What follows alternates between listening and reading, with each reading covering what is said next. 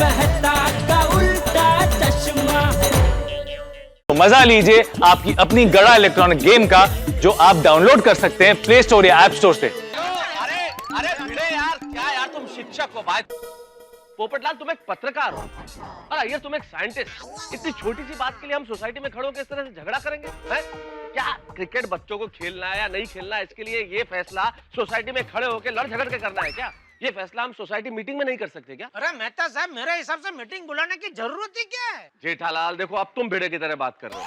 नहीं, मीटिंग बुलाने की बिल्कुल जरूरत है। मान लीजिए सोसाइटी का हमें कोई फैसला करना है तो फैसला मिलजुल के होना चाहिए।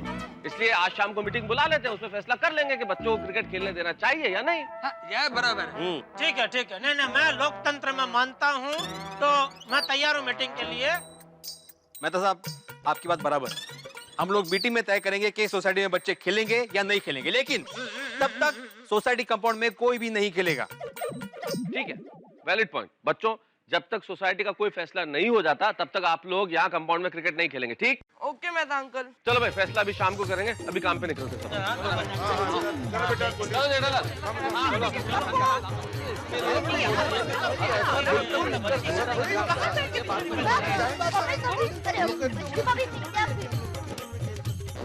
बहुत हो गया माधवी, बहुत हो गया। अब तो पानी सर से ऊपर चला गया है। अब मैं किसी की कुछ नहीं सुनने वाला। देखिए, आप शांत हो जाइए और मेरी बात ध्यान से सुनिए। मैंने बोला ना, मैं किसी की कुछ नहीं सुनने वाला। मेरी भी बात नहीं सुनोगे? नहीं। आप मुझे धोखा दे रहे हो। है? हाँ तो शादी के वक्त अग्नि को साक्षी मानकर आपने मुझसे वादा किया था कि आप मेरी हर बात सुनेंगे, किया था कि नहीं? तो तुम भी मुझे धोखा दे रही हो। हाँ, उसी अग्नि को साक्षी मानकर तुमने भी मुझसे वादा किया था कि मैं जो कुछ करूंगा, जो कुछ कहूंगा, उसमें तुम मेरा साथ दोगी। हाँ तो मैं साथ दे ही रही हूँ, लेकिन आप कुछ गलत करोगे तो आपको रोकना मेरा फर्ज है, नहीं का? मैं गलत? आत्माराम तुकाराम भिड़े, सोसाइटी का एकमेव सेक्रेटरी, गलत?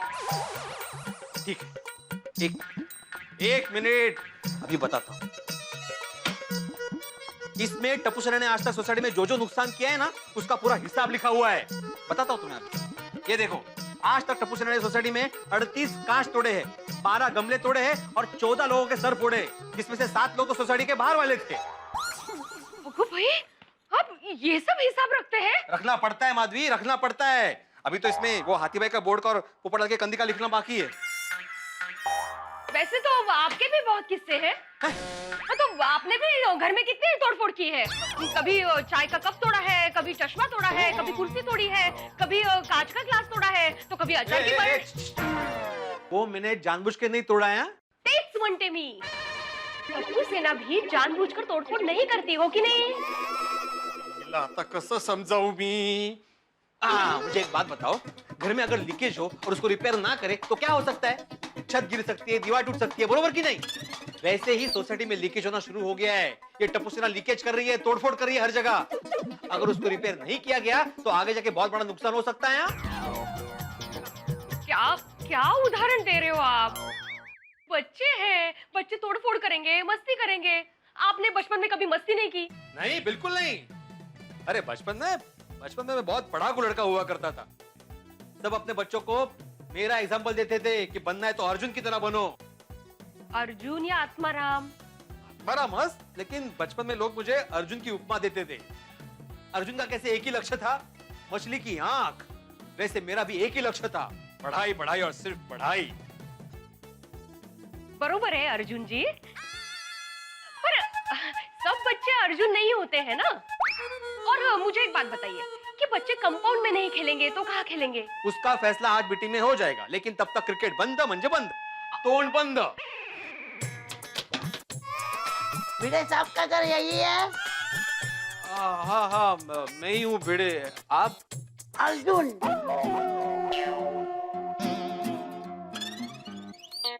कांच रिपेयर करने वाला। हाँ, मैंने ही बुलाया था आपको। मुझे एक बात बताइए, कांच रिप्लेस करने का अंदाज से कितना होगा? पर कांच 2500 रुपया। कितना? 2500 रुपया। सुना? हाँ, लगता है इनको भी प्रॉब्लम है। कांच का 2500 रुपया। हाँ, समझ गए। हाँ, हमें सुनाई देता है। आपको कांच साथ में नहीं लेके आए? कांच नीचे टेम्पो में है। मैं यहाँ माप लेने को आया हूँ। वो कळलं आइए मैं किचन दिखाता हूँ आपको, आइए आइए बहिरा करणार आहे मला